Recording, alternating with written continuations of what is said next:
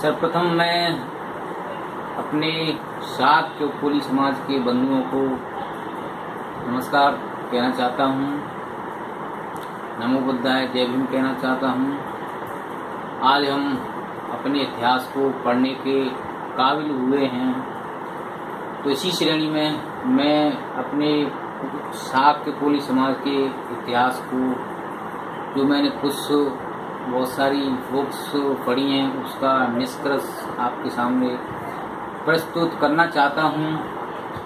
अगर यह video series आपको पसंद आए तो इसको सब्सक्राइब जरूर करें। वो अधिक से अधिक हमारे साथ के कोली समाज के लोग हैं, उन तक यह इतिहास की जानकारी पहुंच सके। तो यह बंधु, यह बिल्कुल सत्य है कि इतिहास ही समाज का दर्पण होता है। जिस समाज का इतिहास नहीं होता है वह समाज विकास नहीं करता है। तो इसी तारतम्य में मैं आगे प्रस्तुत करना चाह रहा हूँ कि वे ही कौमें व राष्ट्र जीवित रहते हैं जिनका कोई इतिहास होता है।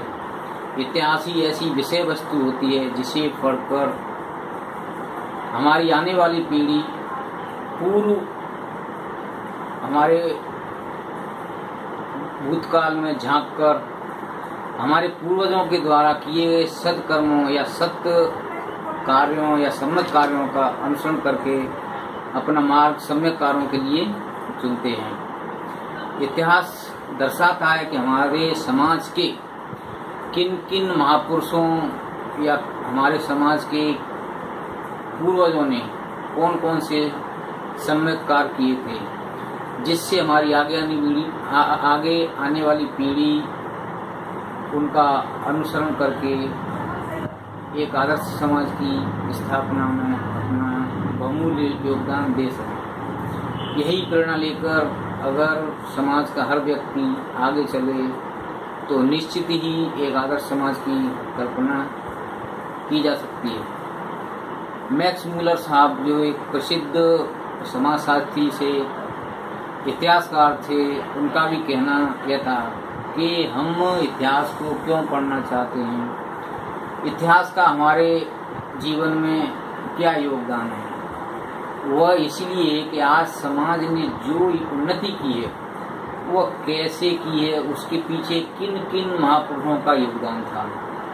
इसका यह लाभ होता है कि हम अपने मार्ग को पुनः दोहराना नहीं चाहते, हम निरंतर आगे बढ़ना चाहते हैं।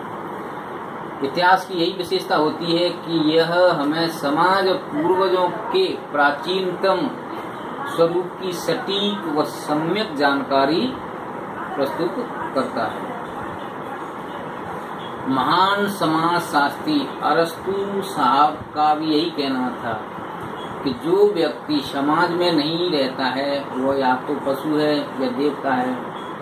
मनुष्य ही एक ऐसा विवेकशील व्यक्ति है जो अन्य जीवित प्राणियों से उसको अलग करता है। तो समाज में रहने से ही व्यक्ति में सामाजिकता की भावना जागृत हो सकती है। यही विशेषता मनुष्य को अन्य जीवित प्राणियों से अलग करती है। इतिहास से पता चलता है कि हमारे पूर्वज बहुत ही ज्ञानवान किस्म के, बुद्धिमान व निपुणता से परिपूर्ण महापुरुष थे। शाक्य व कोली वंश के लोग पुरातन काल से बहुत ही निपुण किस्म के रहे थे। उन्होंने चिकने पत्थरों को घिसकर आग का आविष्कार भी कर लिया था। शाक्य व कोली जात के लोगों ने ही प्राचीन कालीन में सूत व धागे का आविष्कार कर लिया था।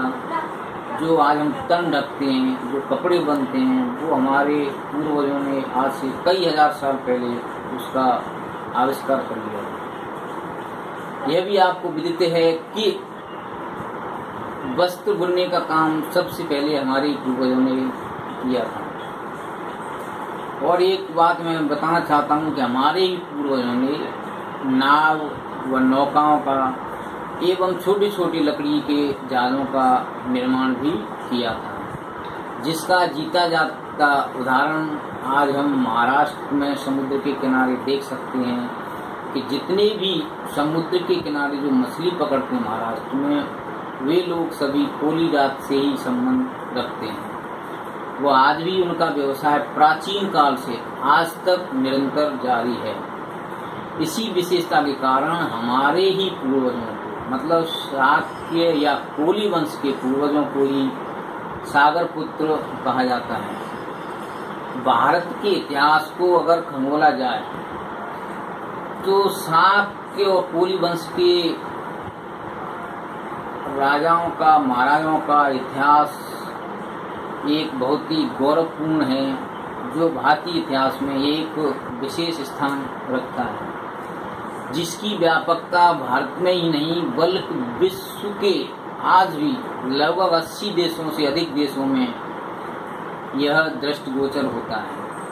प्राचीन इतिहास को देखेंगे तो दोनों ही वंशों की गणना भारतवर्ष के राजवंशों और राजशाही में होना पाई जाती है।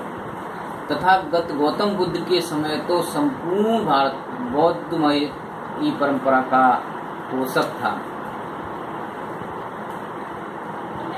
शाक्य व कोली समाज का इतिहास लगभग 5000 वर्ष पुराना प्रतीत होता है, लेकिन प्राचीन काल का भारत पूर्ण रूपेण बौद्ध धर्मी ही तो था ही, लेकिन कुछ कलुषित विदेशी आर्यों की कुटिलता के कारण ही हमारे इस कोली समाज के इतिहास को पूरी तरह से कुचलकर नेस्तनाबूद कर दिया गया है। वह आज भी निरंतर जारी है। बुद्धमय भारत को कुछ छली व षड्यंत्रकारी लोगों ने अपने भ्रम जाल में फंसाकर हमारे पूर्वजों को गुमराह करके धार्मिक व मानसिक गुलाम बनाने का कार्य किया था। वह आज भी जारी है। शाक्य वंश का राजशाही इतिहास वाला इतिहास उससे भी ज्यादा प्राचीन है जितना सिंधु घाटी की सभ्यता। उस समय भी राजा को सर्वसम्मति से चुना जाता था।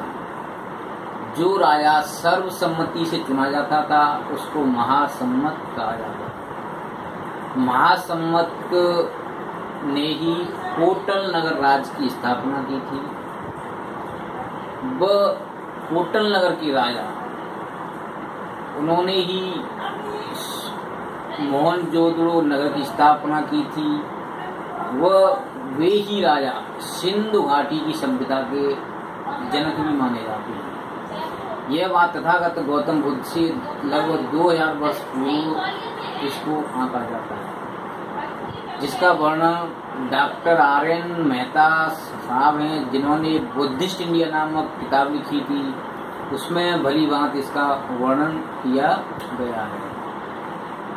एलेक्जेंडर कोसोमा साहब भी हैं, उनकी रचना में भी शाक्य वंश की उत्पत्ति कोटल नगर से होना बताई गई है। वह इसके उपरांत कपिलवस्तु, साकेत, काशी व कौशलपुर इत्यादि नगरों की स्थापना भी शाक्य वंश के राजा ने ही की थी। इसके बाद कई जगह जैसे कि राजस्थान का कालीबंगा, जो कि हनुमानगढ़ जिले में आता है, और गुजरात में भी कई ऐसे नगर हैं जिनकी स्थापना शाक्य वंश के राजाओं ने की थी।